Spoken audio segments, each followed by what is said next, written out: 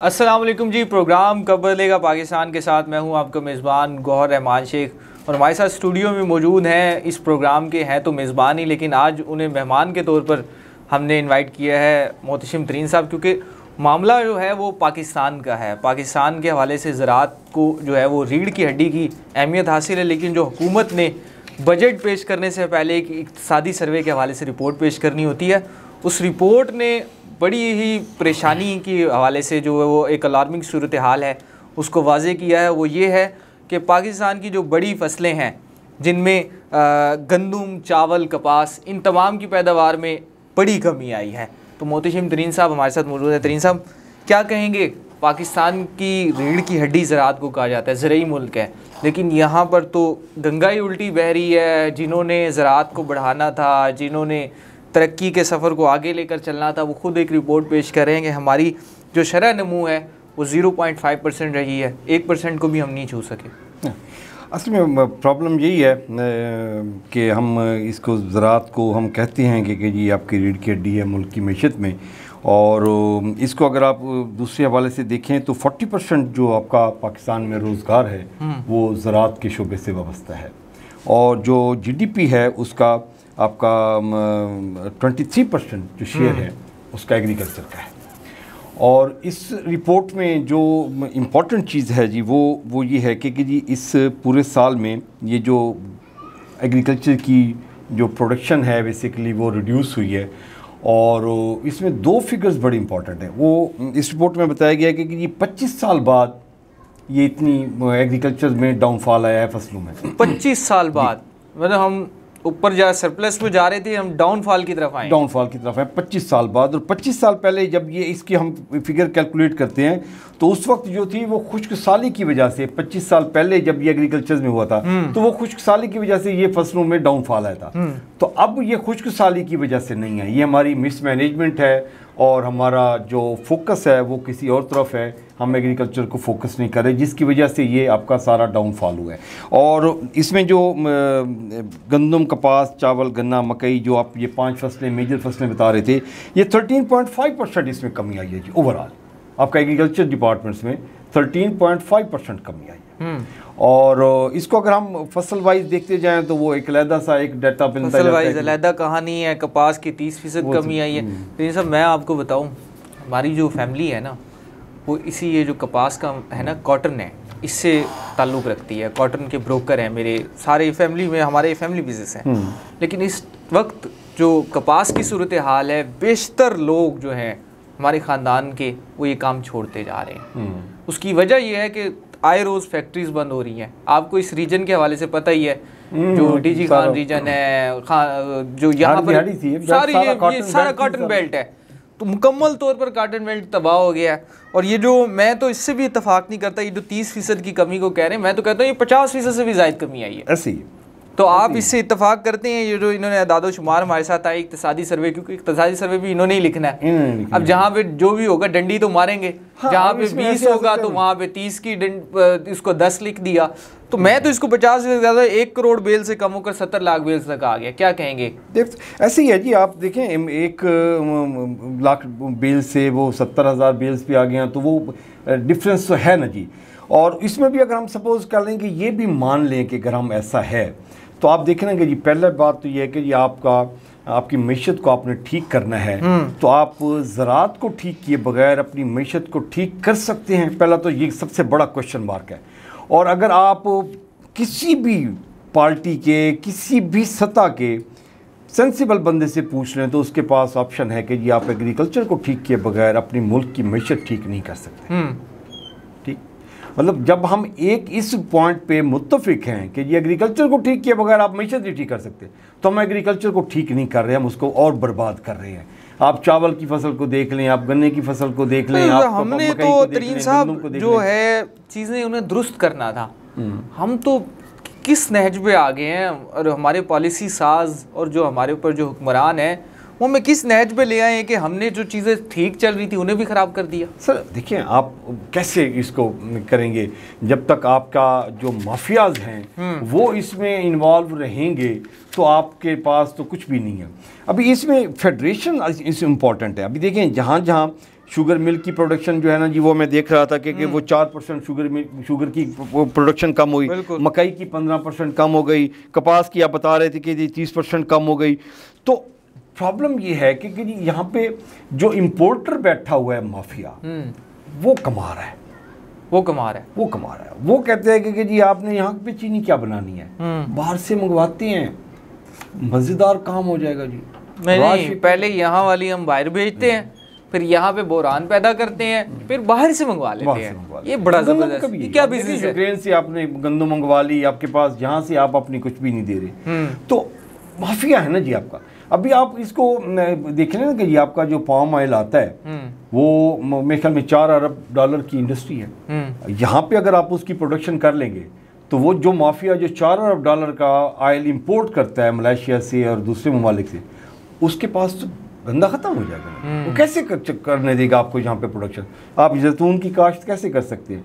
आप अभी गंदम को ही देख लें ना जी, आप देखें आपका टारगेट पूरा नहीं हो रहा। आपका था जो हदफ था वो 33.58 मिलियन टन था, आपका 28 मिलियन हुआ, 10% तो आपकी गंदम रिड्यूस होगी। ठीक है। अच्छा, ये पिछले साल से भी कम प्रोडक्शन हुई है। और ये आपको याद है कि ये जो प्रोडक्शन कम हुई है, ये अभी भी मैं तो इसको बेहतर सूरत हाल समझता हूँ, क्योंकि हमने इसको रिपोर्ट भी किया। उन्होंने पंजाब हुकूमत हो या वफाकी हुकूमत हो, उसने ये किसानों से वादा किया था कि वो पिछले साल वाला काम नहीं करेंगे, लेकिन इस साल तो उन्होंने उससे भी बदतर काम किया है। तो अगले साल अंदाजा लगा रहे हैं किसान तीसरी बार ट्रैप में नहीं आ सकता। 10% कम भी हो गई, ट्रैप में नहीं आया, उसके बावजूद भी 10% आपकी गंदम कम हुई है। तो इस साल जो आपने दूसरी दफा उसको धोखा दिया है, तो वो कितने % कम चली जाएगी आपकी गंदम? या आपकी नीड कितनी है, आप उस नीड को बेस को तो फोकस करके प्रोडक्शन करवाएं ना गंदम की। तो वो भी अगर आप नहीं कर रहे तो फिर बेचारा किसान किधर जाएगा? अच्छा तरीन साहब, हमने तो यही देखा जी, हम हर चीज़ को ना हमने क्लाइमेट पे डाल देना है। ठीक है कि यार क्लाइमेट बदल रहा है, चीज़ें हो रही हैं, आपने उसके लिए फ़ंड भी मुख्तस कर रहे हैं, आपको बाहर से पैसे भी आ रहे हैं, लेकिन वो आप लगा कितने नहीं, वो एक अलहदा कहानी है। तो मैं तो ये इन चीज़ों को जो अदाद शुमार इक़्तिसादी सर्वे की रिपोर्ट है वो मैंने देखी है, उसमें तो मुझे तो ये लग रहा है कि ये नाकिस हिकमत अमली है। एग्जैक्टली, इसमें तो कोई दूसरी राय इसमें आप हर चीज़ क्लाइमेट पे नहीं डाल सकते।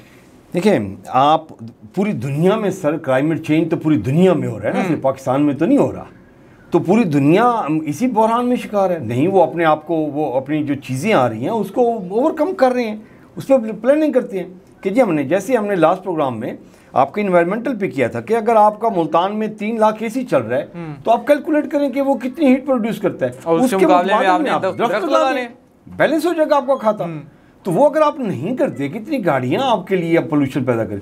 तो इसी तरीके से इन्वायरमेंटल आप देख लें कि आप अपनी सीड पे काम करें, जो आपका वेदर चेंज हो रहा है, जो आपका जो 48 टेम्परेचर पे जो सीड आपका कारामत था, वो अगर अभी 50 टेम्परेचर पे नहीं हो रहा तो 50 टेम्परेचर वाला सीड लेके आए। ये क्या बात होगी कि आप कहते हैं कि ये इस तरह, तो फिर सारे आप चीज़ें बैठ। अभी आप करेंगे क्या? अब देखिए, आप मईशत को कैसे ठीक करेंगे बगैर आपकी एक्सपोर्ट बढ़ाए बगैर, ठीक हो गया? तो आप बताएंगे कि जी आप अपनी मईशत को ठीक कर सकते हैं। दुनिया में किसी शख्स के पास फार्मूला नहीं है कि जी अगर वो कहते हैं कि जी मैं अपनी मुल्क की एक्सपोर्ट बढ़ाए बगैर मुल्क की वो तरक्की की शाहराह पे चला सकता हूँ, कोई दूसरा मॉडल बता दे। और हमारे पास एक्सपोर्ट के लिए देखिए ना, आपने टायर बनाने हैं ना जी, तो उसके लिए आपको रॉ मटेरियल चाहिए, तो रॉ मटेरियल हमारे पास नहीं है। आपको कोई और चीज़ चाहिए जिसके लिए आपको रॉ मटेरियल चाहिए, आप कारें बनाते हैं, आपको रॉ मटेरियल चाहिए, आप कोई और।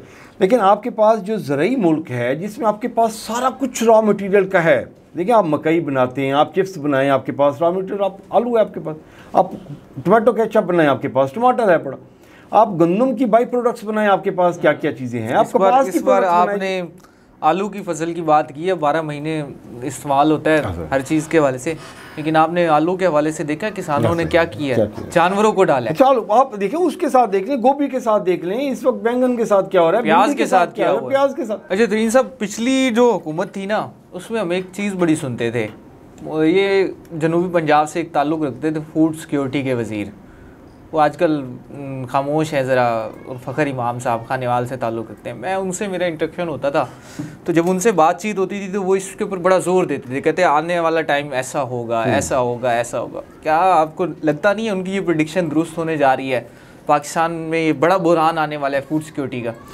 ऐसे देखिए, फूड सिक्योरिटी भी एक बहुत बड़ा अलमिया है और पूरी दुनिया इस पे फोकस कर रही है। आपके पास पानी के मसाइल हैं, पानी को कैसे आप हैंडल करते हैं। आपकी नहरें सारी बंद हो रही हैं, दरिया इंडिया पानी रोक रहा है, आपके पास इन्वायरमेंटल चेंज आ रही है, तो आपकी प्लानिंग क्या होती है। अभी जो इक़्तिसादी रिपोर्ट जिसका आप जिक्र कर रहे थे कि 13.5% मेजर फसलों में कमी हुई है। अच्छा, इस कमी के बारे में एक माहिर इक़्तिसादियात ने लिखा है कि जी 500 से 700 अरब रुपए इस इकॉनमी से निकले हैं एग्रीकल्चर इकॉनमी से निकल गए, क्योंकि समझो ये इकॉनमी का मतलब है किसान की जेब से निकल गए। हाँ, नहीं, किसान की जेब से भी निकले, मार्केट से भी निकले। देखिए बाइंग कम, मतलब हाँ बिल्कुल, ओवरऑल आपकी देखें, आपकी फर्टिलाइजर कम सेल हुई, आपकी पेस्टिसाइड कम हुई, आपका सीड कम सेल हुआ, आपकी किसान के पास जो पैसा आ जाता है वो बाइंग करता है ना जी। वो कपड़े खरीदता है, वो मोटर बाइक्स लेता है, वो गाड़ियां लेता है, वो फ्रिज, बाकी चीजें, घर की सारी जरूरत, वो फसल पे इंतजार कर रहा होता है। तो 500 से 700 अरब रुपए इस एग्रीकल्चर सेक्टर की इकॉनमी से निकला है। वो किसी और साइड पे शिफ्ट हुआ होगा, वो जहां पे भी गया है, इस इकॉनमी से निकल गया। अभी आप देखेंगे जी कितना बड़ा डेंट है, 500 से 700 अरब रुपए एग्रीकल्चर इकॉनमी से आपने निकाल लिए। वो किसी और साइड पे इन्वेस्ट कर रहा होगा, वो कहेगा जी इसमें तो कुछ नहीं बचता। तो वो कैसे गुजारा करेगा जब आपके पास ये वाला सिस्टम आ जाएगा, ना आप सीड प्रॉपर देते हैं, ना आपकी फर्टिलाइज़र ठीक है, ना आपका पेस्टिसाइड ठीक है, ना आप गवर्नमेंट सपोर्ट करती है किसी हवाले से। तो आपने अपनी मदद आपके तहत करना है, तो फिर वो कहते हैं कि जी मैं कोई और काम कर लेता हूँ, इससे जान छुड़ाऊँ मैं।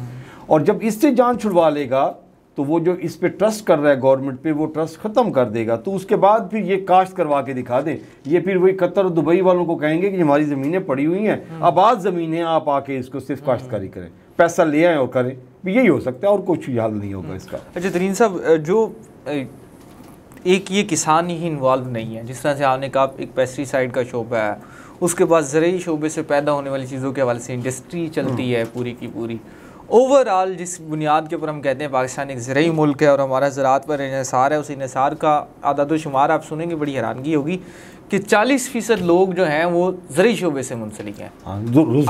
अगर आप ज़राअत के साथ ये करेंगे तो वो 40% लोग कहाँ जाएंगे? ये तो देखिए प्रायोरिटी कब है ना, आपके पास आपका जीडीपी का कितने परसेंट शेयर जहाँ से प्रोड्यूस होता है, और उसके बाद आपका रोजगार कहाँ से होता है। आप 40% का आप देखिए 5% फिगर आपको रिड्यूस कर दें, सिर्फ 5%, तो आपके पास वो 5% फिगर कितने में चली जाएगी।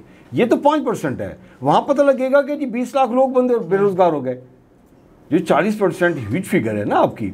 अगर आपके पास इस वक्त ऐसे समझ लें कि अगर 1 लाख इस वक्त रोज़गार लोगों को मुहैया है, जिसमें से 40,000 तो ये आपका एग्रीकल्चर के साथ वाबस्ता है, बाकी 60,000 फार्मास्यूटिकल में या पेस्टिसाइड्स में, बाकी सारे में, ऑटोमोबाइल में आप चले जाएं, बाकी सारी इंडस्ट्रीज़ में चलाओगे। ये तो अगर आप एग्रीकल्चर का 40% को रिड्यूस करते हैं तो फिर तो पीछे बचते क्यों नहीं। वैसे ही आपकी रिपोर्ट आ रही है कि जी वो आपकी जो सतह गुर्बत से नीचे जा रहे हैं, तो वो वर्ल्ड बैंक की जी रिपोर्ट है, आपने जिक्र कर दिया है कि आइंदा 1 साल के दौरान 1 करोड़ लोग जो हैं वो खत्ते गुर्बत से नीचे चले जाएंगे। तो अब बताएं कि अभी आपके पास रह क्या जाता है। और हम हैं कि जी हम फोकस कर रहे हैं कि जी हमने बुलेट ट्रेन चलानी है जी लाहौर से इस्लामाबाद।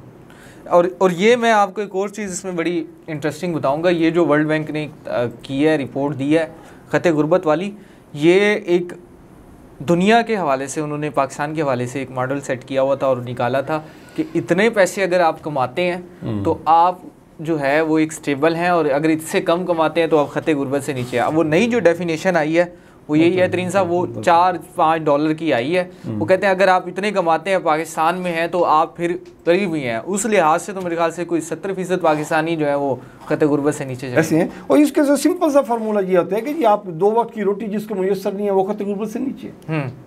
तो आप देखें ये कितने बंदे हैं जिनके पास रोजगार नहीं है, तो वो 2 वक्त की रोटी कहाँ से खाएं? उन्हें नजर नहीं आता जिन्होंने रोटी कपड़ा मकान के नारे लगा के आवाम से वोट लिए और कहा।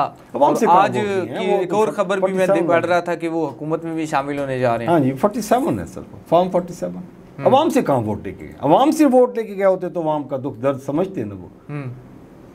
कौन सी पॉलिसी है? आप देख रहे हैं कि आप मेडिसिन को देख लें, आप अस्पताल प्राइवेट कर रहे हैं, आप स्कूल प्राइवेटाइज कर रहे हैं, मेडिसिन अवेलेबल नहीं है, निश्तर में आप टाइलें लगा रहे हैं, दवाइयाँ है नहीं, तो मरीज चाटेगा उन टाइलों को, क्या करेगा वो जब उसके पास दवाई नहीं है उसको डॉक्टर को देने के लिए। डॉक्टर उसको कहेगा भाई साहब मेरे पास बीमार आया है, मेरे पास दवाई नहीं है, लेकिन देख टाइलें कितनी अच्छी लगवा ली है मैंने। मतलब ये कोई साइंस है? तो आप एग्रीकल्चर के साथ भी आप यही करेंगे। बाकी कुछ रह गया था, मतलब सारे डिपार्टमेंट आपने बर्बाद कर दिए। अब ये एग्रीकल्चर था जिसकी बेस पे कुछ साल की गंदम मिल जाती थी। तो आपने ऑडिटर जनरल ऑफ पाकिस्तान की रिपोर्ट पढ़ी है पंजाब के हवाले से? वो खरबों वाला जो खाबा है, 10 का फिगर ही है। हाँ 10 खाबे हैं जी वो। तो अब उसके हवाले से आपने स्कूलों का भी जिक्र किया है। स्कूलों के हवाले से जहाँ पर काम हो रहे हैं वहाँ पर आज की डेवलपमेंट ये थी, मैंने पढ़ी है उसे, और उस पर आप क्या कहेंगे कि जो डेवलपमेंट के हवाले से जो फंड जारी किए गए 40 करोड़ से ज़ायद के, उनको ऑडिटर जनरल की उससे मुस्तस्ना करार एग्जेक्शन दे दी कि अब इसका ऑडिट नहीं हो सकता। ऑडिट ही नहीं हो सकता। अगर ना होगा तो बांस ना बजेगी बांसुरी। इसको आप जमहूरियत कहेंगे। बादशाह तो और क्या होती है? मतलब क्यों नहीं ऑडिट करवाना चाहते आप? क्यों उसको इस्तिस्ना दे रहे हैं कि जिसका ऑडिट नहीं हो सकता?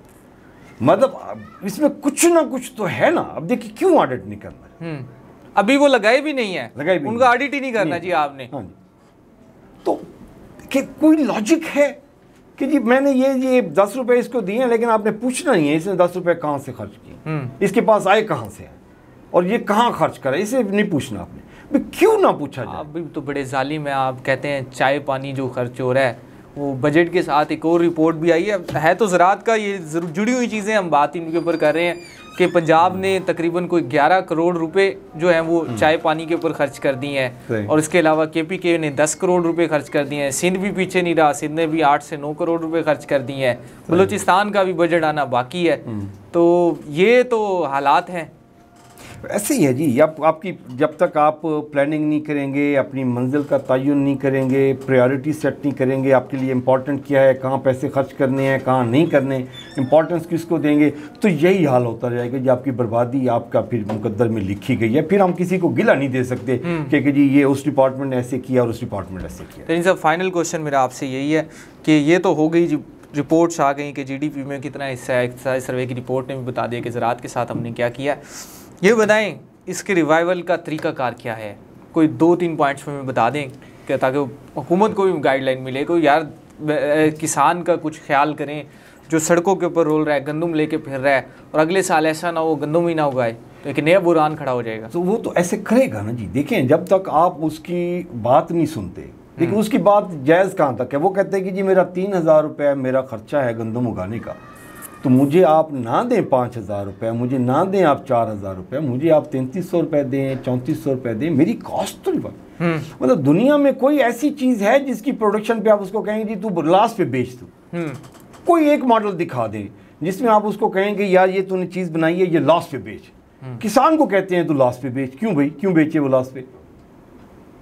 तो जब तक आप उसकी रेमेडी नहीं करेंगे, देखें आप उसका पानी की कॉस्ट देखें, आप उसकी फर्टिलाइज़र की कॉस्ट देखें, तो वो कॉस्ट अगर कहीं पे वो नाजायज़ डिमांड कर रहा है तो उसको आप सेटलमेंट करें। उसको कहीं ये भी गलत मांग रहे हो तुम, DAP की 2 बोरियां नहीं लगती, तुम तो 1 बोरी 3 बोरियां क्यों लगा रहे हो? उस पर आप उसको सेटलमेंट करें। उसको जब तक आप उसकी बात सुनेंगे नहीं, उसकी क्वेश्चंस का जो है ना ये वो जवाब नहीं देंगे, उसकी रेमेडी नहीं करेंगे, आप एग्रीकल्चर को ठीक नहीं कर सकते। तरीन साहब बहुत शुक्रिया वक्त देने के लिए। हमारे साथ मौजूद थे मोहतशिम तरीन साहब, और आज का जो प्रोग्राम था वो बड़ा अहम था ज़राअत के शोबे के हवाले से, और ये वो figures and facts and figure थे जो हमने आपके साथ पेश किए हैं, जो इक़्तिसादी सर्वे की रिपोर्ट ने बताया है कि किस तरह से ज़राअत में और किसान का इस्तेसाल किया गया है, और अगर इसको ऊपर तवज्जो ना दी गई तो ये आइंदा आने वाले दिनों में जो फूड सिक्योरिटी के हवाले से बात होती आई है पिछले दिनों में, वो एक मसला, एक मेजर मसला पाकिस्तान के लिए होगा। अब तब तक के लिए अपने मेज़बान गौहर एमान शेख को इजाज़त दीजिएगा। अल्लाह ने के पास।